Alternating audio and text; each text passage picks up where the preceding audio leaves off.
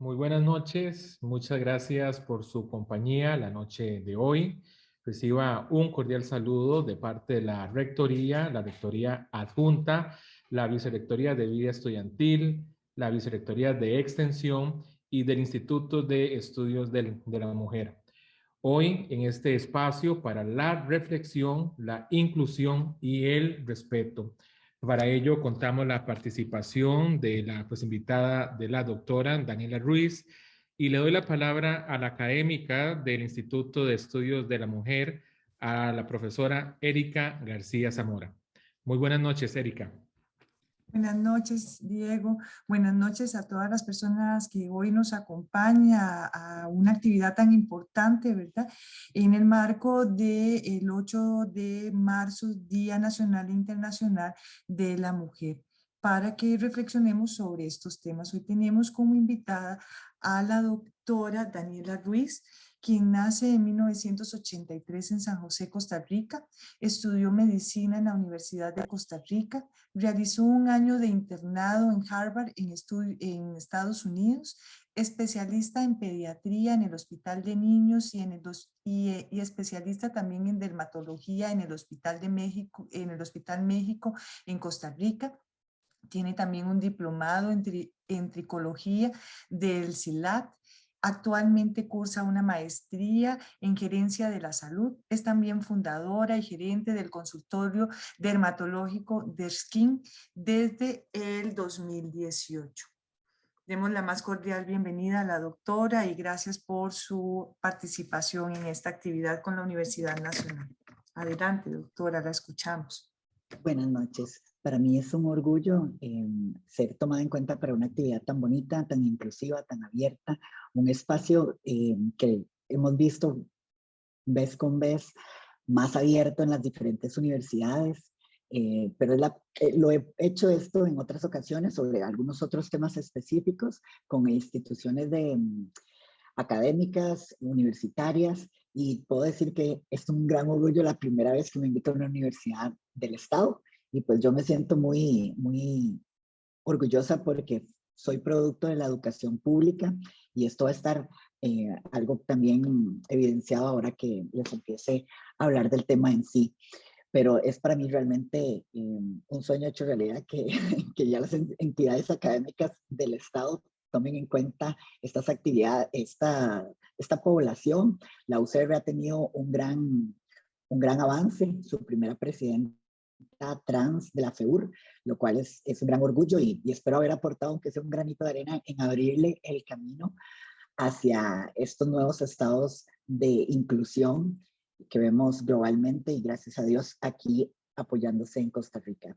Bueno, el tema en particular, cuando me comentaron que si quería participar en esta actividad, me generó realmente muchísimas dudas, porque yo decía, bueno, exactamente como qué tema, y me decía, no, usted lo puede proponer. Yo dije, bueno, a mí me parece que en este contexto del Día Internacional de la Mujer, antes de entrar en una disyuntiva de opiniones sobre si las mujeres trans o no somos parte de este movimiento feminista, eh, sí les quiero decir como que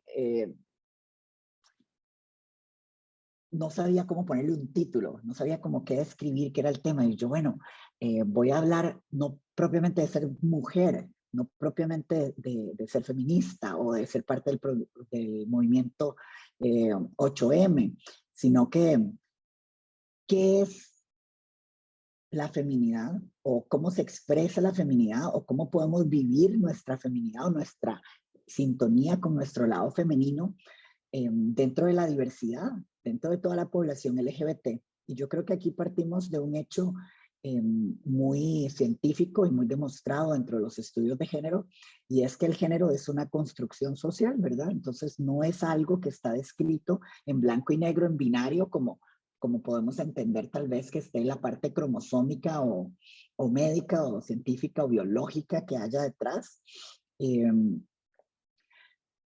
Pero la feminidad a lo largo de la historia y a lo largo de las diferentes poblaciones en las cuales lo estudiamos, nos vamos a dar cuenta que sus definiciones no son estrictamente transversales y que para todas sea igual. De hecho, que el rosado, el celeste, los estereotipos desde la infancia no han sido históricamente siempre así. El rosado era antes el color que se le ponía a los varones, y el celeste era el de las mujeres porque se consideraba que era más sutil, más suave, más débil, y se asociaba con esto. Y fue hasta que en algún momento del marketing en Estados Unidos decidieron brandearlo de manera contraria, que entramos a esta predisposición social de que los rosados de niñas y los celestes de niños. Y bueno, quiero empezar con esta, porque esta describe una etapa muy importante de mi desarrollo, que fue descubrir qué era el género. Y en esto yo siempre lo agradezco y le doy bendiciones a la familia que me tocó, porque creo que era bastante no binaria mi familia y podía tener una apertura hacia algo menos estereotipante, menos cercenante de la expresión de género, en una época en la que no era la norma. Entonces, yo agradezco, porque si no hubiera tenido ese apoyo en ese momento, probablemente hubiera sido muchísimo más difícil, y sí que eso ha representado una exclusión social y familiar en la población trans en este país, y pues en general en la región latinoamericana.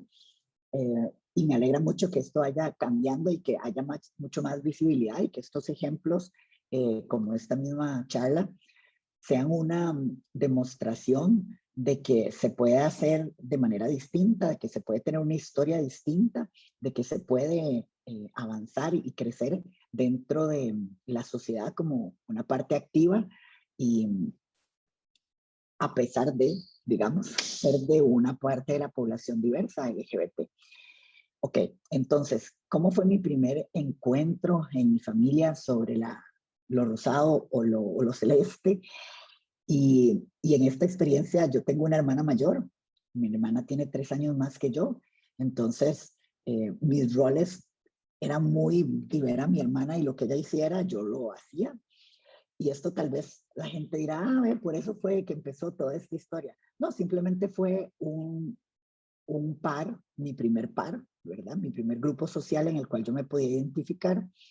También tenía a mi mamá, pero bueno, mi mamá trabajaba, y la relación que puedes tener con tus hermanos es muchísimo más sencilla para ver estos patrones sociales.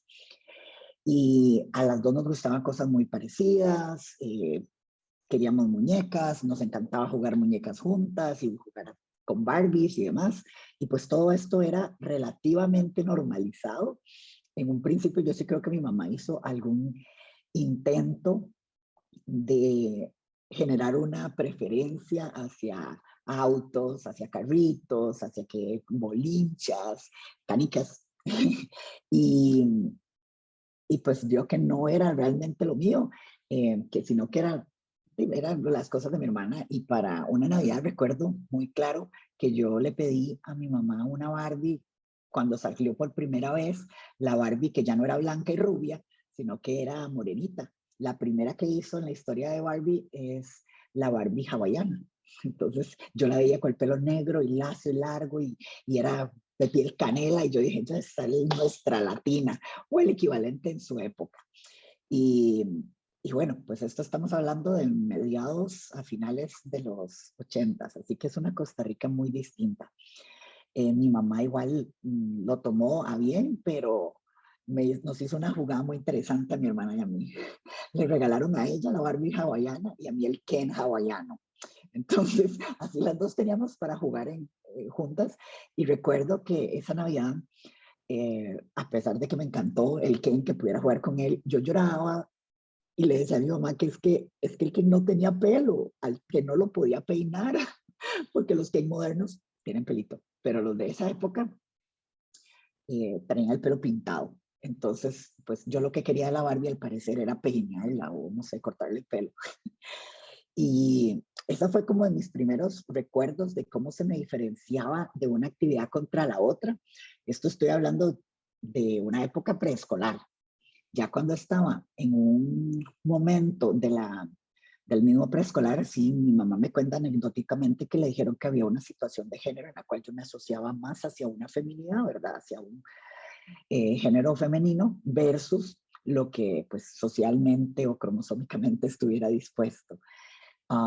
Sí, las instituciones eran en ese momento muchísimo más excluyentes que lo que son ahora, y muchísimo más binarias.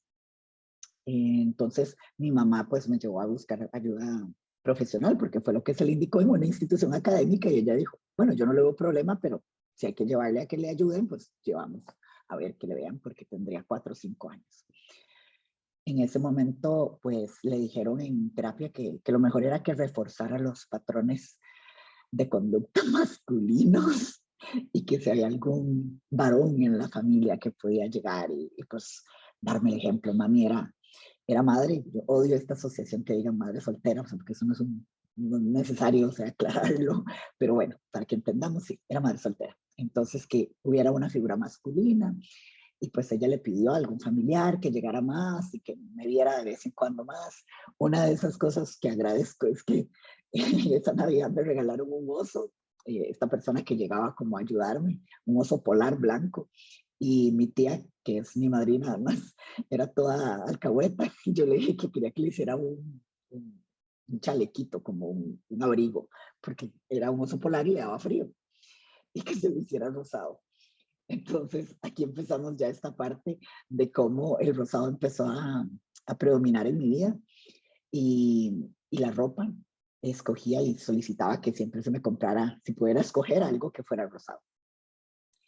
Pues no era tan bien visto en algunos estratos sociales, en algunas situaciones sociales, en algunas settings en los que, pues bueno, ya se cansaban de verme siempre de ropa rosada, y entonces empezaban a preguntar y, y yo era pues muy delgada, una feminidad muy clásica, muy binaria tal vez, si podemos encasillarla de esa manera, pero yo era muy, muy femenina desde muy, muy pequeñita, entonces muchas veces le preguntaban a mi mamá, es que sus chiquitas son tan bien portadas. Decía, andábamos las dos de rosado y los dos andábamos con tal vez con ropa hasta parecida, porque a veces nos compraban una muy similar, más unisex, que era lo que estaba de moda en ese momento. Y que ahora que lo pienso, el hecho que mi mamá nos comprara ropa unisex habla muy bien de cómo ella entendía que podía haber una tercera opción que no era tan binaria. Muy moderna mi madre. Again, pasa el tiempo, entro ya a una etapa escolar propiamente. Fue, si les puedo decir, que una de las situaciones más traumáticas y una de las etapas creo que más oscuras dentro de mi approach al género y a mi feminidad. Y fue porque, bueno, pues en la escuela ya era un espacio muy grande, había muchos primeros grados, creo que éramos como 8 o 10 primeros grados, que una vulgaridad de cantidad de chiquitines.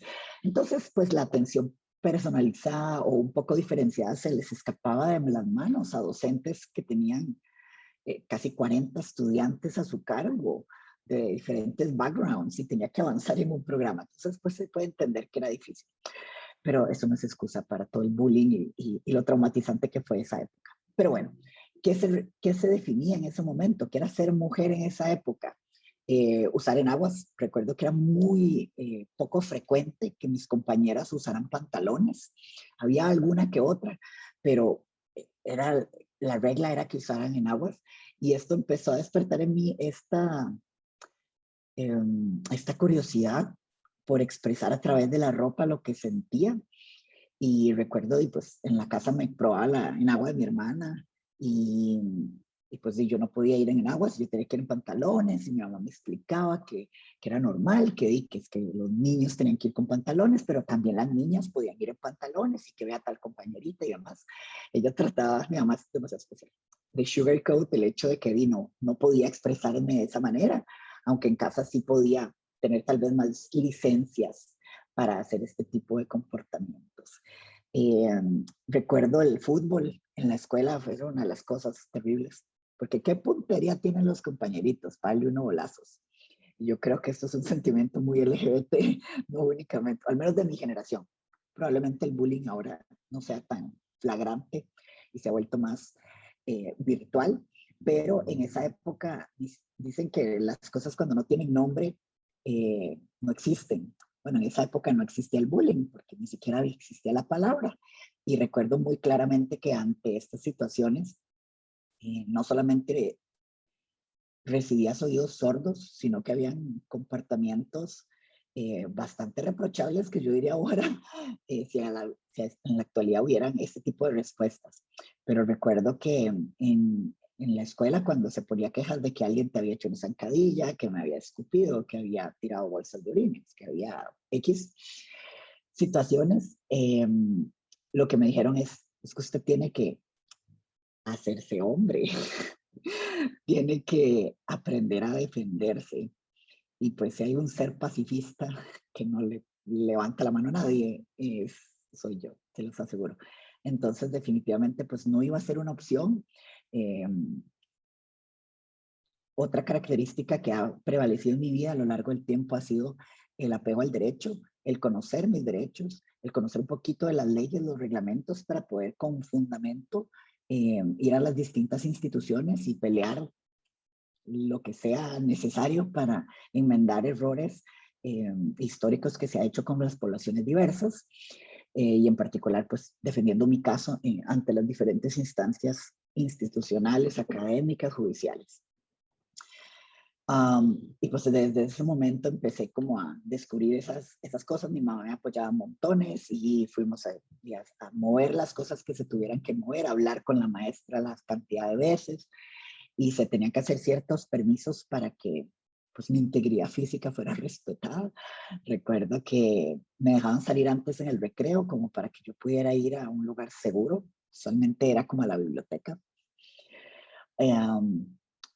Y simplemente porque estas expresiones de género, esta feminidad, era en ese momento histórico en el país, yo creo que muy infravalorada. Todavía estábamos en una sociedad muchísimo más machista que la actual, donde pues abiertamente se pensaba que ser mujer era una desventaja. Y pues podemos debatir aquí si todavía es una desventaja o si no lo es o nunca lo ha sido, siempre lo será. Esperemos que eso lo cambie, pero por el momento podemos decir que en ese momento Costa Rica sí era bastante machista y pues bueno, esto era el tipo de comentarios que se daban en las distintas instituciones, o sea que recuerdo hasta en psicología que me dijeran cosas como que tenés que aprender a defenderte o tenés que, es que se lo buscó porque es que vea cómo es, vea cómo se comporta. Obviamente revictimizando en un proceso que definitivamente era por falta de sensibilidad. Y a esto quiero hacer un highlight aquí sobre la importancia de estos espacios. A mí me hubiera encantado de niña, de adolescente, haber visto personas trans que pudieran decir, bueno, esto mejora, esto sí se puede, ok, estos somos referentes, somos personas que estamos haciéndolo y estamos procurando hacerlo bien. Y yo creo que este fenómeno es muy interesante y muy importante porque no vemos, no le damos mirada de importancia, es un tema tabú a veces hasta hablar de las infancias LGBTI, en particular de la infancia trans. Y la agresión y la violencia de género que se ejerce sobre las personas trans cuando somos niños, porque todas esas personas trans que existimos en el mundo, y todas estas mujeres y hombres trans en general, todos los que hayamos pasado por estos procesos, les podemos decir que hubo etapas muy violentas, muy traumatizantes, si se quiere decir, de cómo se trataba de imponer alejarse o acercarse hacia la feminidad y hacia la expresión de género.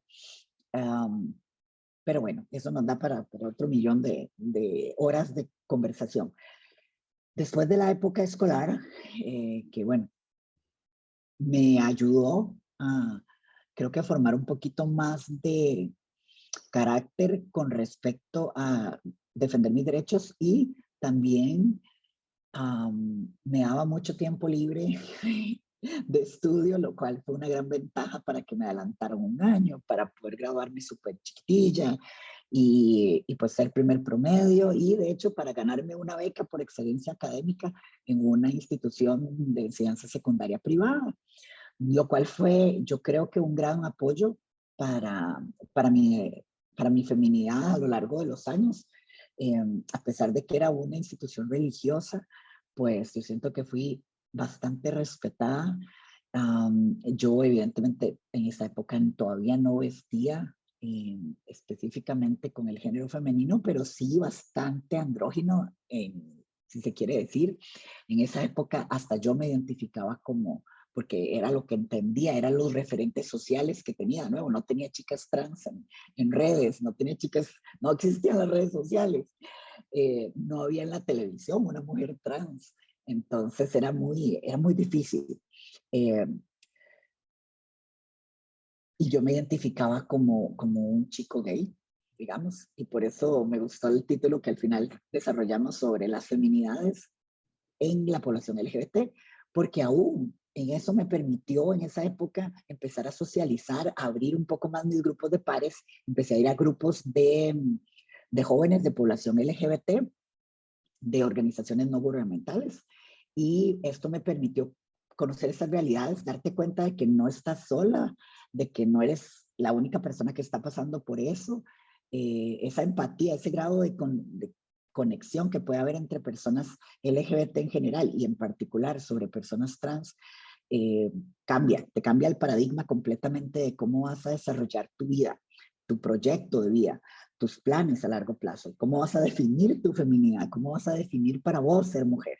Entonces eso fue para mí un eye-opener interesantísimo, donde pude conocer a otras realidades y darme cuenta de que existían otra definición de historia, que no era únicamente esta binaridad, que no era únicamente la opción de ser gay o ser lesbiana o ser bisexual, sino que había todo un abanico de posibilidades que podían definirte o podrías definirte o etiquetarte, que again, no es que sea necesario ponernos etiquetas, pero como como médico y como parte de una comunidad científica entiendo la importancia de las definiciones para poder, desde el punto de vista estadístico, médicos, de todo, ¿ok? Uno entiende que estas etiquetas existan, pero lo que hemos visto a lo largo de los años y en la actualidad es que cada vez LGBT es muchísimo más largo y eso es excelente porque nos habla de ese verdadero arcoíris, esas sombras de diferentes tonalidades,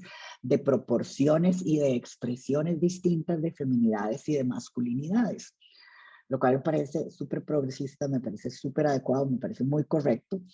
Pero bueno, así no fue toda la vida y en ese momento en la adolescencia para mí fue o sea, descubrir un mundo completamente distinto, una oportunidad de una expresión mucho más allá. Y fue cuando ya empecé más a experimentar con maquillaje, con dejarme el cabello largo, con tener ropa ya no necesariamente unisex, porque ya en la adolescencia sí se divide un poco más, hasta las mismas tiendas, hay tiendas que solo venden para mujeres y hay tiendas que solo venden para hombres en ropa de adolescentes.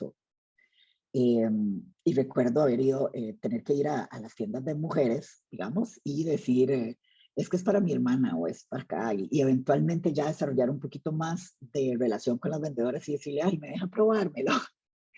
Y pues tuve todo, experiencias muy bonitas y experiencias no tan bonitas, donde me dijeron, aportas, no, lo puede comprar, pero no se puede probar. Y bueno, fueron cosas que se tuvieron que ir dando, yo creo que para forjar ese carácter y para darse cuenta de que todas las luchas son súper importantes, no hay luchas demasiado pequeñas para dar, y se volvió un estandarte en mi vida. Empecé a ser casi mi abogada, gracias a Dios tenía la asesoría de mi papá, y él me ayudaba con todos los procesos a nivel de colegio, a nivel de ingreso a la universidad, a nivel de, de reclamar eh, mi igualdad de condición con otro ser humano, punto. O sea, es que no se llamaba en ese momento pelear porque yo quería ser mujer. No, no, no, simplemente es que porque tienen que haber derechos que son para unos y no para otros. Somos seres vivos. Todos debemos tener los mismos derechos. Lo que es más, las constituciones dicen que todos somos iguales. Y eh, estas diferenciaciones, estas discriminaciones normalizadas en reglamentos, en leyes, en directrices, se han venido cayendo solas con la historia y bueno, no solas, se han venido cayendo gracias a la constante del activismo, de la lucha constante para ir adquiriendo más derechos.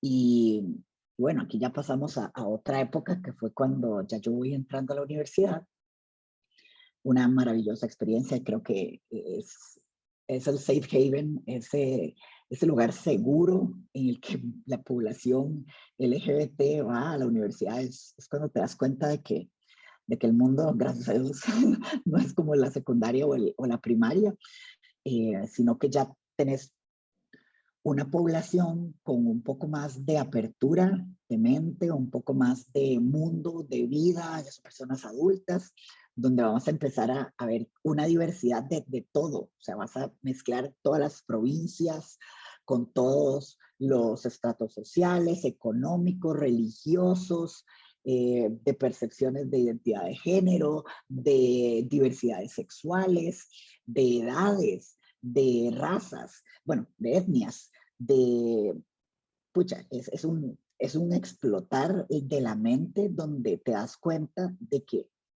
la diversidad, y no me refiero solo a la diversidad sexual, la diversidad enriquece el conocimiento, enriquece la sociedad y te enriquece como persona. Cuando te das la oportunidad de conocer a alguien de la población LGBT, es imposible que no salgas con una lección de vida. O sea, somos seres que ya estamos predispuestos a que un sector de la sociedad no nos vea muy bien y se tienen que desarrollar desde edad muy tempranas muchos mecanismos para poder funcionar mejor en sociedad. Y yo creo que esto nos hace como, nos da un extra, nos da un plus definitivamente. Y sentate un día nada más, escuchar la historia de vida de una persona LGBT y te vas a dar cuenta de lo maravilloso y de lo rico y de las enseñanzas que podemos aprender. Y en general, no solamente la población LGBT, evidentemente todas las personas tenemos algo que aportarle a los demás, pero en particular con respecto a temas de género, de feminidades, son riquísimas estas conversaciones y agradezco again and again la oportunidad de compartir un poquito mi historia y mi experiencia de vida. Y bueno, después de tanta miel, pues, la universidad para mí fue maravillosa. O sea, la UCR me abrió un mapa en el mundo que ni yo sabía que existía ahí. Empecé a realmente vivir más y a hacer de manera activa tal vez un challenge, un reto a la sociedad y a las normalidades o a las convencionalidades de género. Y ya fue cuando la primera vez que tuve así como el cabello debajo de los hombros, donde empecé ya a usar ropa pues profundamente femenina y te das cuenta de que esa tolerancia que se podía tener en la infancia y tal vez adolescencia se vuelve muy distinta cuando ya me entras en un mundo de adultos. Los parámetros y cánones esperados son muy distintos. Y recuerdo una y otra vez que me decían, yo entré a la universidad de 16, entonces tenía 16, 17, me decían, no, pero es que ahorita es porque está en generales, es porque está llevándolos en la U y cuando ya llegue a hospital ya no va a poder, ya iba a tener que cortarse el pelo y ya va a tener que vestirse de X o Y manera. Y de nuevo, fue un parámetro que yo dije, no lo voy a aceptar, es que no tiene ningún sentido. Yo me gané el lugar de estar en esta universidad con una beca de excelencia académica por lo que hay aquí, no por lo que me he visto afuera. Y efectivamente, a pesar de que en los hospitales, ya a partir del tercer año de medicina, exigen un código de vestimenta y hay un reglamento de vestimenta y demás, nosotros seguíamos siendo estudiantes de la Universidad de Costa Rica y ese fue mi argumento en todos los estrados que tuve que ir para defender el hecho de que yo no me iba a cortar el pelo.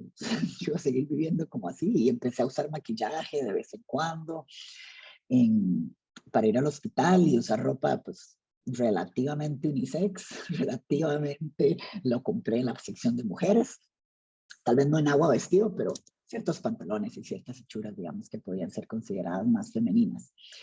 Y esas luchas las fuimos dando poco a poco a nivel académico y tuvimos una respuesta bastante positiva, porque así como mi familia estaba adelantada, creo que las universidades públicas, que también son riquísimas en su profesorado y que tienen realidades de visiones de mundo muy, muy chivas, muy, muy completas, muchísimo más avanzadas de lo que a veces vamos en el resto de la sociedad.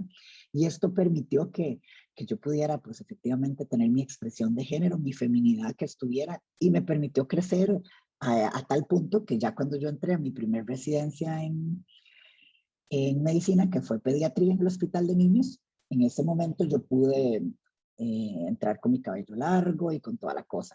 Sí fue curioso porque ahí trataron de ya darle vuelta al discurso o a la tesis que yo estaba manejando de que como estoy en la UCR, no me pueden poner las reglas de la caja. Ya cuando yo pasé a la residencia es como, ya no sos de la UCR, ahora sos empleada de la caja.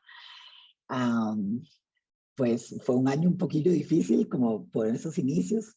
De hecho, para entrar a la residencia, un director de posgrado me dijo, bueno, para la entrevista va a venir con el pelo corto, ¿verdad?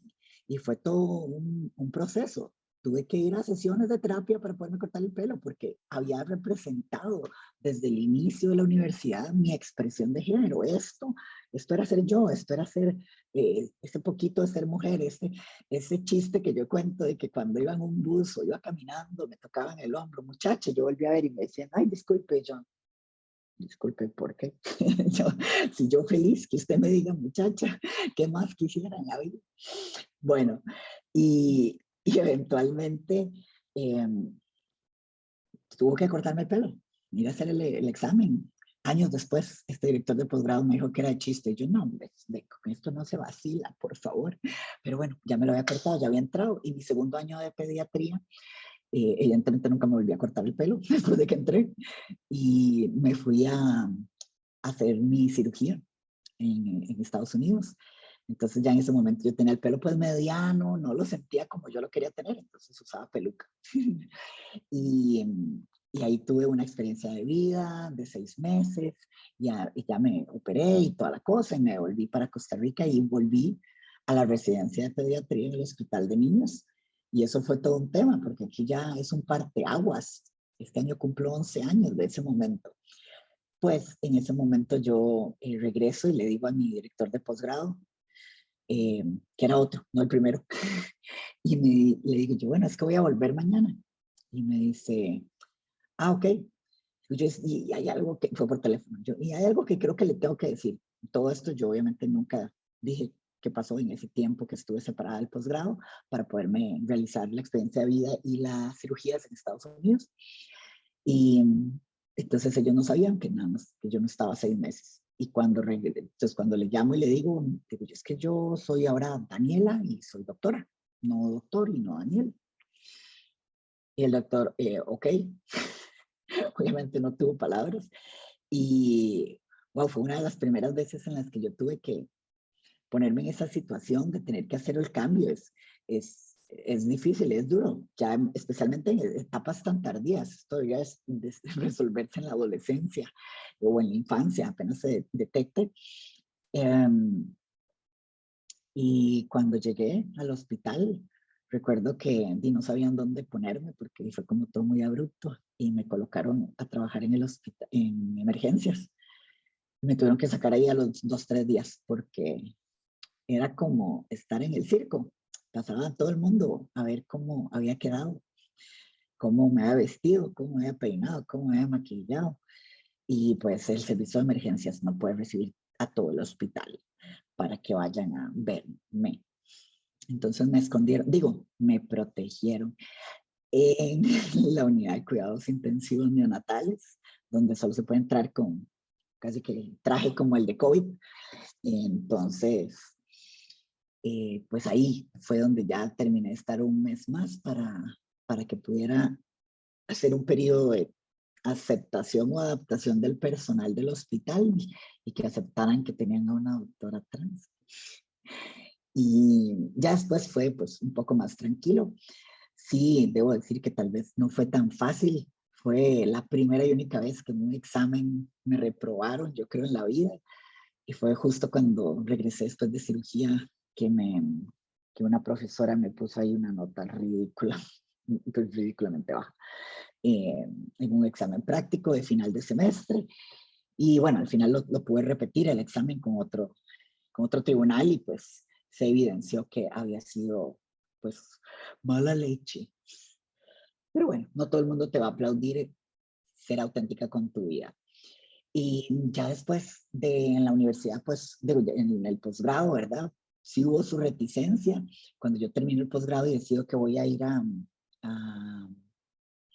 aplicar a dermatología en el Hospital México, veo un ambiente completamente distinto, un posgrado que me decía que no había ningún problema, que siempre me trató por el nombre. Bueno, y a todo esto ustedes podrán decir que porque es tan importante. Ahora es un trámite de ventanilla en el registro civil. Usted va y usted pide cómo quiere que aparezca en su cédula y ya, se puede llamar como guste. En mi época no era así y yo tuve que ir a varios juicios en el Tribunal Contencioso Administrativo, en un juzgado civil y llevar testigos, pasar por el sistema. Uy, esta es muy interesante. El sistema judicial solicitó para un juicio donde solicitaba cambio de nombre que llevara testigos presenciales. Entonces fue mi ginecólogo, mi cirujano plástico y no contentos con ellos solicitaron un testigo vivencial. Sí, alguien que hubiera estado en la cama conmigo. Entonces mi novio en ese momento fue a declarar preguntas sumamente inapropiadas acerca de cómo eran, sí, en una sala de corte. Pero bueno, eso es parte de ser la primera en muchas cosas. Entonces, logramos al final, no en ese juicio, en ese se declararon incompetentes y lo subieron a otro lado y en otro proceso después logré que me cambiara el nombre. Entonces, bueno, pues cuando yo entraba a dermatología, yo todavía tenía mi nombre como Daniel, a pesar de que ya estaba años de haberme operado. Y de estar viviendo 24/7, ¿verdad? Ya con una expresión de género predominantemente femenina. Y esto fue para mí una bocanada de aire fresco, donde vi un sistema que no le importaba realmente. Y pues así entré muy ilusionada en dermatología, hice el posgrado en dermatología en el hospital. Posteriormente cambiaron la dirección del posgrado y lamentablemente ese buen ambiente que tuve al principio no fue con el que terminé yéndome. Pero bueno, igual no me pudieron sacar del posgrado a pesar de sus intentos. Y enos aquí, el día de hoy, dándome cuenta de que todo este proceso y estas definiciones de distintas feminidades a lo largo de mi vida fueron lo que me llevaron y me propulsaron a involucrarme un poco más en el activismo, a tener un poco más de presencia en medios, en redes sociales, de compartir mi historia, de pues, ser panelista en diferentes estrados de académicos, universitarios, de organizaciones no gubernamentales, de derechos humanos. Y yo siempre renegué cuando me decían, Dani, es que usted es activista. Y yo, no, o sea, yo realmente admiro mucho a las personas que se dedican 24/7 al activismo.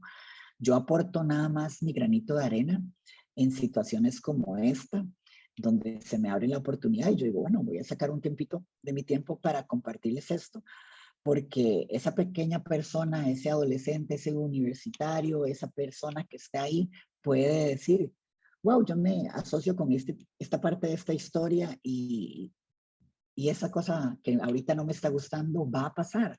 Esa situación, ese rechazo, esa discriminación, históricamente la tendencia es que va a mejorar, es que esto también va a pasar. Y yo creo que es muy importante saber que, uno, no estamos solos, dos, ya hay alguien que lo pasó por ahí, y tres, que la tendencia es hacia la mejora y hacia más inclusión y más aceptación. Bueno, para concluir, entonces, ¿qué es en este momento de mi vida mi feminidad? ¿Qué es en este momento de mi vida mi ser mujer, mi definición de ser mujer? Yo soy mujer porque soy doctora, soy mujer porque amo, soy mujer porque se me da la gana, soy mujer porque puedo. Y, y la verdad, ya a estas alturas de mi vida, ya no doy muchas explicaciones del porqué de mis decisiones y De eso está formada la nueva sociedad, de mujeres aguerridas, de mujeres resilientes, de mujeres que no permitimos que se nos encasille ni que se nos excluya de ningún nivel, de ningún ambiente, de ningún trabajo, de ningún estudio, no hay una parte en la sociedad en la que no podamos estar las mujeres. Y esa es nuestra labor como generación. Así como fuimos incluyendo a la mujer, fuimos incluyendo a la población LGBT, así vamos incluyendo también a las mujeres trans en todos los sectores de la sociedad, porque tenemos mucho que dar, porque las mujeres mejoramos el ambiente de cualquier lugar donde estamos presentes. Y vamos a seguir luchando y vamos a seguir estando representadas en todos los lugares. Y cuando nos preguntan que hasta dónde vamos a llevar la lucha, es hasta que todas seamos mujeres. Porque cuando todos eran hombres, a la sociedad nunca le molestó. ¿Por qué le molestaría que en algún momento seamos la mayoría, sino que todas? Muchas gracias por la oportunidad y a la Universidad Nacional definitivamente por abrir estos espacios. Y no sé si hay alguna pregunta o alguna cosa, algún comentario. Aquí estoy. Muchísimas gracias, doctora, por esa historia tan inspiradora. Me encantaría que mi compañera Erika García nos dé pues una pequeña conclusión o pues un resumen después de pues escuchar a la doctora Ruiz. Erika. Sí, muchísimas gracias a la doctora por compartir su testimonio, por darnos tantas luces sobre este tema, ¿verdad? Desde su vivencia. Cómo es importante apuntar a esa expresión de la feminidad dentro de la comunidad LGTB, de la masculinidad también dentro de la comunidad LGTB. Cómo debemos de construir espacios seguros, ¿verdad? Construir redes de apoyo desde nuestros círculos más cercanos, también en nuestros espacios académicos y en nuestros espacios laborales, ¿verdad? Ahora contamos en Costa Rica en ser pionera en todo lo que fue la región latinoamericana, de poder tener contar con sentencias como fue la del 2018, ¿verdad? Que nos abre todo un panorama a nivel jurídico y que viene a ser consecuente con esta lucha a nivel social que tenemos. Cómo la diversidad enriquece el conocimiento, ¿verdad? Cómo enriquece el conocimiento a las sociedades, cómo nos enriquece a las personas, ¿verdad? El nunca siempre entender lo que es la interseccionalidad, cómo todos y todas debemos de sentirnos en nuestras sociedades, en nuestras familias, en nuestros espacios laborales y de educación, siempre seguros y reconocidos. Primero porque somos personas y nada debe de separarnos en ese sentido. Cómo construir mecanismos y estrategias. Eso es muy importante, que las personas también se encuentren acompañadas, que estos son procesos que vamos cambiando socialmente y que hemos apuntado a eso, que habrá todavía mucho que construir, sí, pero no estamos ni solos ni solas, ¿verdad? Debemos de acompañarnos en esa construcción conjunta y apuntar a esos cambios sociales, ¿verdad? Es importante todo esto y también cómo han venido el activismo social, ha venido haciendo un frente común de muchísima importancia, relevancia en el país, que debemos de reforzar los movimientos sociales. Esos son los que van generando también cambios a nivel normativo, ¿verdad? Van presionando al Estado para que se vaya ajustando a la realidad y al entorno social en que nos desarrollamos hoy en día. Evitar siempre la violencia de género en contra de cualquier persona, ¿verdad? Y de toda la comunidad LGTB, que las personas trans no pasen por estas situaciones que deben de dolernos a todos y a todas, ¿verdad? No podemos ser indiferentes al dolor humano que sufren otras personas. y que todos construyamos en conjunto redes de apoyo, ¿verdad?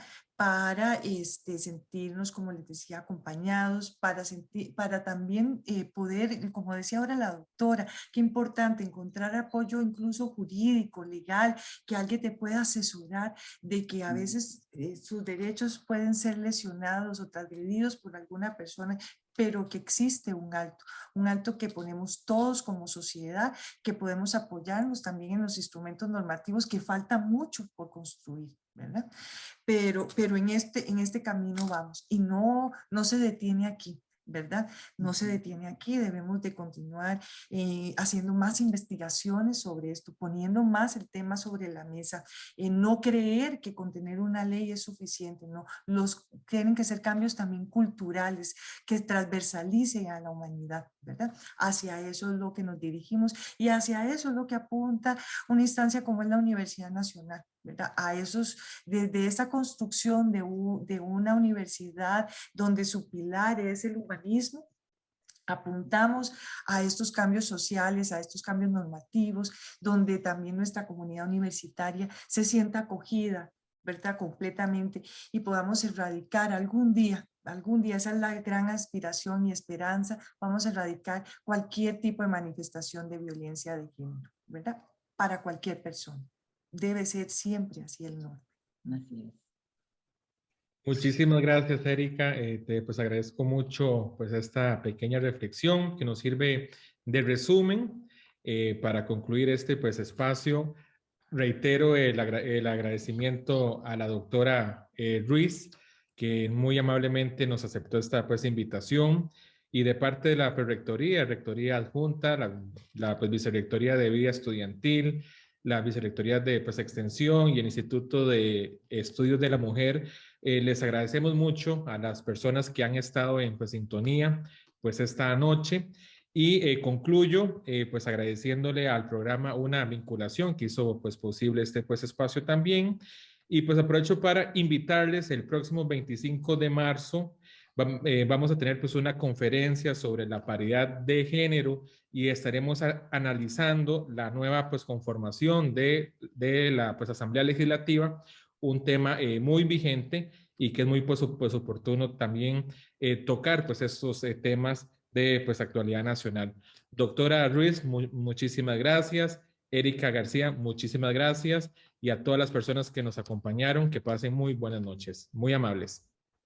Muchas gracias. Buenas noches. Saludos a todos.